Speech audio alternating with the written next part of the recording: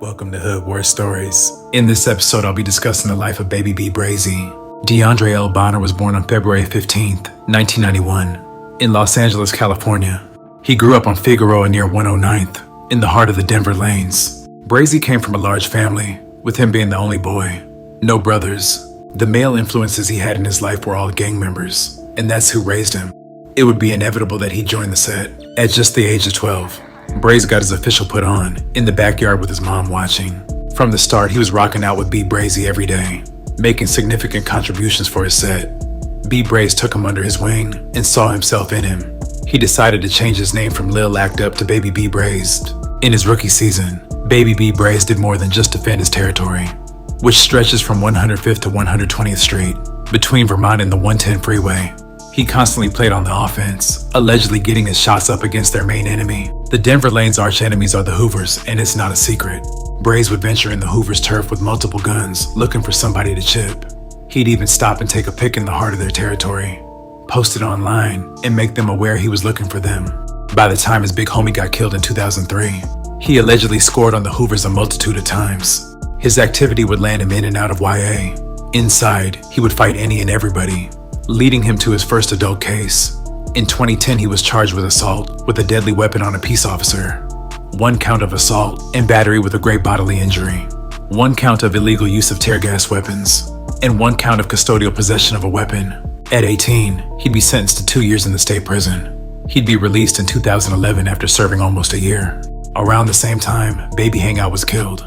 This really turned Braze up more than he already was. He was determined to make it a hot summer for the Hoovers. He would stay out of jail until 2015, where he ended up catching a robbery charge. On September 16th, 3 men allegedly broke into a house, but got caught after a police helicopter spotted their getaway vehicle. A neighbor saw a man head to the back of a house, thought it was suspicious, and called police at 12:17 p.m. The suspects left in a white Jeep Cherokee. The helicopter saw the SUV in the area of Sierra Madre Boulevard. Officers pulled over the Cherokee on Hill Avenue, near the 210 freeway. They detained the men in the SUV. Jewelry and a computer taken from the house were found in the vehicle. Baby Braze, Kendall Means, and Jay Sean Roche were arrested on suspicion of residential burglary. They were booked at the Pasadena jail.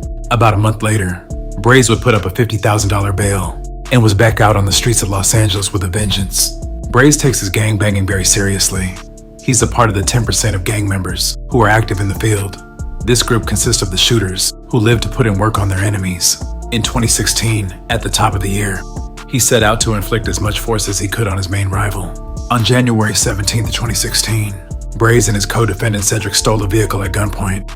Approximately 35 minutes later, they used the stolen vehicle to perpetrate a drive-by shooting at several people standing in front of a liquor store, wounding Elliot. The liquor store was in the territory of the Hoovers. Braze would post this on his Facebook a day after the carjacking and shooting. A month later, on February 21st, 2016, Nathaniel and Letitia were driving north on San Pedro when another vehicle pulled up on the passenger side, and Braze allegedly opened fire. Nathaniel was struck multiple times. His Tahoe crashed into a parked vehicle. Nathaniel was taken to a hospital where he was pronounced dead. A day after that murder, Braze would share this to his Facebook account. A month after that, Braze and Cedric would get into a shootout with some Crips. The duo approached several Crips and displayed their handguns. Someone in that group fired at the two, and Braze allegedly returned fire. No one was injured. A day later, around 1 p.m., Braze bust down the door of a motel room and robbed a man at gunpoint. Allegedly, the man was a trick, and the 3-0 foe might have been in on the play. Just 10 hours later, at around 11:20 p.m., Stephen Johnson Jr., also known as Stilo, from the 8 Trey Hoovers, was standing on the 800 block of 88th Street when Braze and Cedric walked up and fired multiple shots in his direction. Stephen was struck and fell to the sidewalk, while the gunman got into a Benz SUV and drove east on 88th Street. Stephen had been shot 5 times and was pronounced dead at the scene. Police found numerous spent ammunition cartridges at the scene. At approximately 12:07 a.m., less than an hour after Stephen was killed, a deputy sheriff in his patrol car observed a vehicle make a left turn without signaling. Intending to initiate a traffic stop, the deputy followed the vehicle into the parking lot of an apartment complex on San Pedro.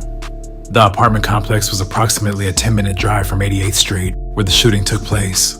Once in the parking lot, the deputy saw another vehicle, a silver Mercedes, backing out of a parking stall.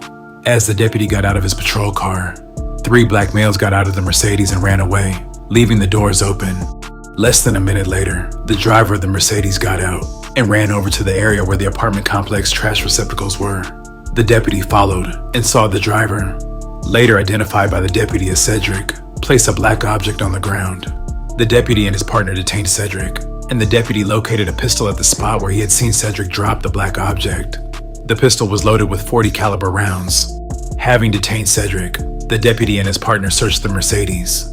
They found a plastic bag with 5 live .380 caliber rounds and an expended .380 caliber casing lying on top of the windshield wiper. As the deputy and his partner were searching the Mercedes, a man the deputy later identified as Andrew approached them from the east side of the parking lot. Andrew appeared nervous, was breathing fast, and was sweating a bit. He told the deputy the Mercedes was his, but 2 individuals had stolen it from him at gunpoint 45 minutes earlier, a block or 2 north from where they were. The deputy showed Cedric to Andrew and asked if he could identify him. Andrew lied and said he did not know Cedric. The deputy determined the Mercedes belonged to a Rodolfo who was a mechanic. They confirmed he had loaned the Mercedes to Andrew while he repaired Andrew's car. The car was then released back to Andrew, with authorities not knowing that the vehicle was involved in a murder, and not knowing Andrew fled from that vehicle. The following day after the murder, Braze would post this to his Facebook account. Also that same day, the police would encounter Braze, who tried to flee, but was caught and arrested with the assistance of a K-9 unit.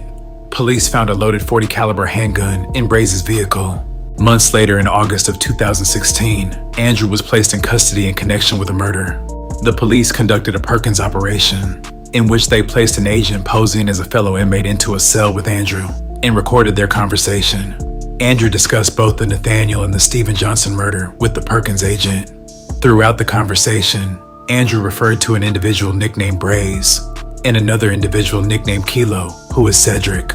Andrew told the agent the police had told him they had found his DNA at both crime scenes. Andrew said, "For the first one, I did not touch no gun, but for the second one, I know I did. But I know I did." As to the second one, Andrew said, "Braze did the whole thing." Andrew stated he did not know anything about the first murder, "But I know something about the second one for sure."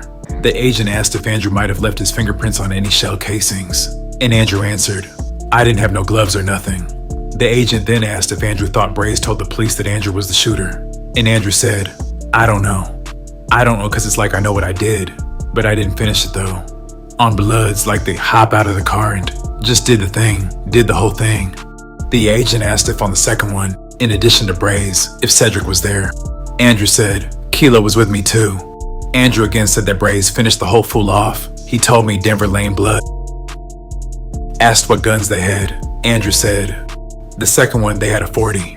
The agent asked what car the police had told Andrew was involved in the Stephen Johnson shooting, and he said, "A Benz truck." Asked if it was his, he said, Yeah, it was my car. I got robbed. I'm saying I got robbed." His statement that the car was stolen from him appears to be Andrew telling the agent his explanation to the police, rather than actually claiming to have had the Mercedes stolen from him. The agent suggested Cedric and Braze must be talking to the police for the police to know so much. Andrew said, "Somebody's telling." The agent asked if there might be other witnesses, asking, "When y'all got through popping, did you see anybody outside?" Andrew answered, "Hell no, it wasn't. I feel there wasn't nobody outside." The agent asked how Cedric and Braze were acting when they drove away after the shooting. Andrew said, "They did some crazy shit. They did some crazy shit."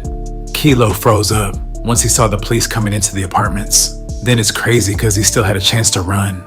Andrew explained that Cedric got caught with a .40 caliber pistol, and the police found the gun Braze probably used the next night. The agent suggested Andrew should have popped Kilo and Braze before they snitched on him, and Andrew said, "I should have popped Kilo for just freezing up." The agent told Andrew it was a mistake to tell the police he had been carjacked, because someone had identified Andrew as being at the Stephen Johnson shooting. Andrew said, "But I know for a fact I wasn't over there." The agent sought to clarify that Stephen was talking about the first uncharged murder, not the Stephen Johnson killing. Andrew said, "I wasn't there either, so that's like I got robbed. So basically I'm getting framed." The agent asked if the police had the burners from the Johnson killing. Andrew said, "Not the .380, but I know for a fact they got the .40 that I didn't even touch." The agent asked if the .380 caliber weapon was in the hood, and Andrew said, "Hell nah, that shit gone." The agent urged Andrew to be sure about that, and Andrew said, "Hell nah, I cleaned that real good." The agent and Andrew continued to discuss the events of the Johnson killing. The agent asked if Andrew got out of the car during the shooting, and Andrew said, "Hell no, I didn't get out of the car with them. I was in the car the whole time." He reiterated, "I ain't do nothing. I didn't do no shooting." Andrew was an active member of the Athens Park Bloods gang, which is a neighboring blood gang to the Denver Lane Bloods, and one of the Denver Lane Bloods' closest allies. Andrew's hood name was Wolfie. Detectives said that although Andrew was an active gang member, they wouldn't put him on the same level as Braze or Kilo, but maybe aspiring to be, or on his way to be. There was no active feud or war between the Athens Park Bloods and Hoovers. But in the past, Athens Park members had joined up with Denver Lane members to commit crimes against the Hoovers. On September 27th of 2016, Braze would be convicted after taking a plea for the Pasadena case. He'd be sentenced to 2 years, plus a total of 6 for a separate robbery case. But 5 months into his 8-year sentence, he was hit with 26 new charges for crimes ranging from murders, attempted murders, possession of firearms, and robberies. At trial, the jury also heard a testimony from an eyewitness named Samantha. Just before the shooting, Samantha was sitting in her car at the traffic light behind another car, with an SUV ahead of that car. The car in front of her steered into the bike lane and pulled up next to the SUV.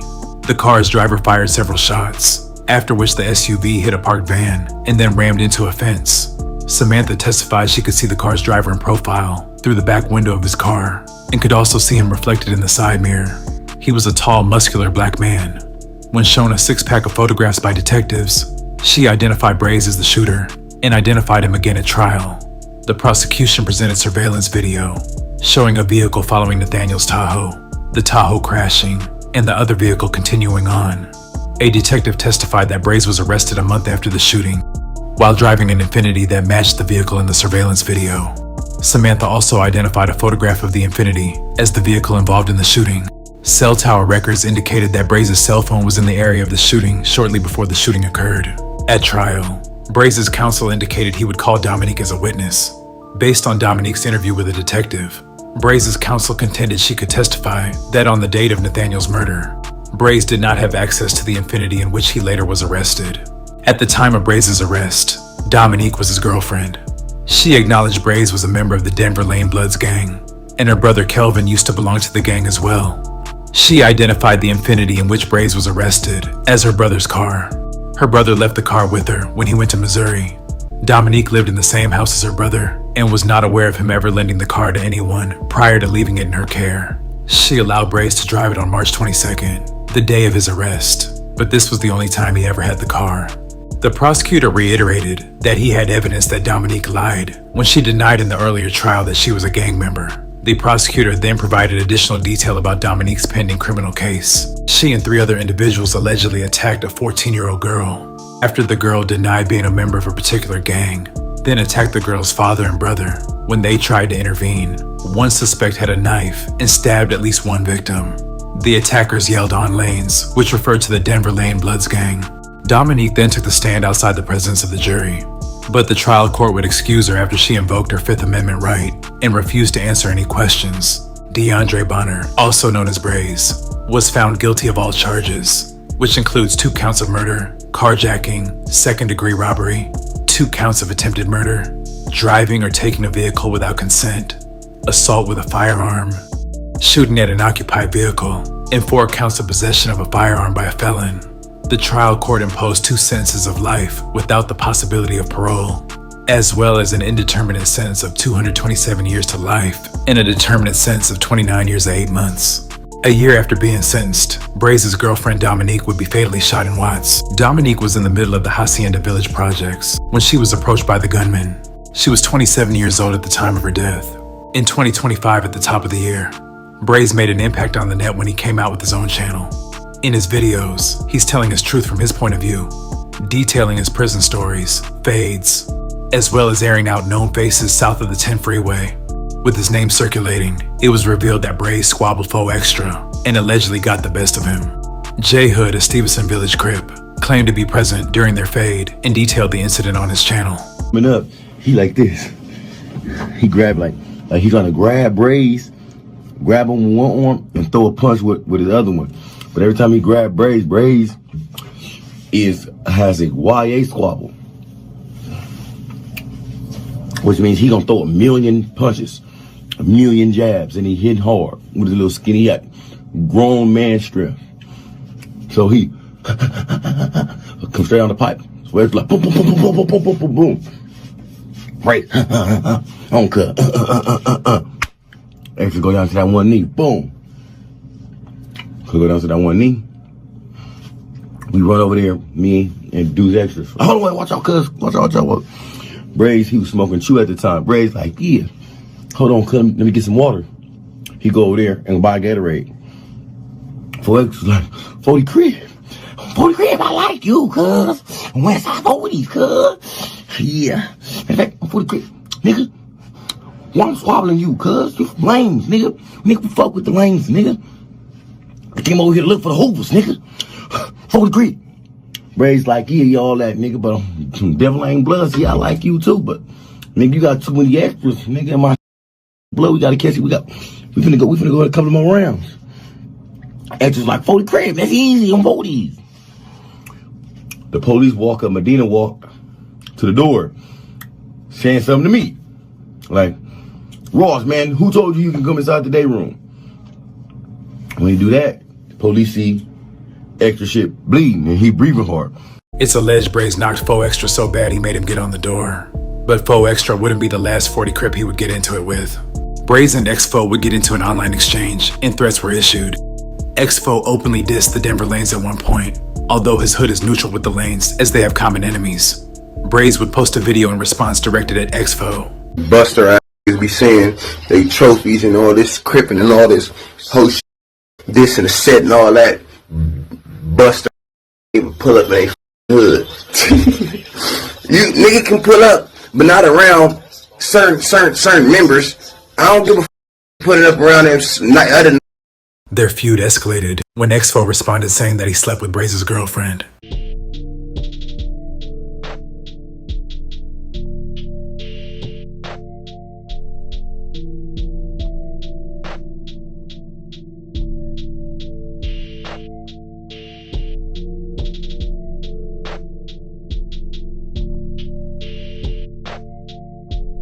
X-Fo would then post their Instagram exchange, where Braze tells X-Fo he will kill him when he gets out. On Braze's platform, it seems like anyone can get it. Crip Mac even got called out. I said see Mac and Buster because, yes, don't stop throwing my words all together. I said he went in there, boom, Jesus Christ, I watched him come through the door. When he went in there, bam. You know what I'm saying? He said where he from, yeah. He was not extra nothing. He said where he from, yeah, boom. When they told him he got his face, he went back there, and when the first person hit him, he stopped fighting. Yes, when the first person hit him, he stopped fighting. He throw his shit up and he don't do no try. He don't try none of that shit. He throw his shit up, do some bunk shit, nigga hit him. And this put him out every time, so he can hit the floor. All that. So I said he a buster. I said that. Period. I said. These days, Braze is capitalizing on his internet fame while currently working on his appeal. He's housed at the Kern State Prison on the level 4 yard. I'd like to thank you guys for watching. Please like, comment, and subscribe.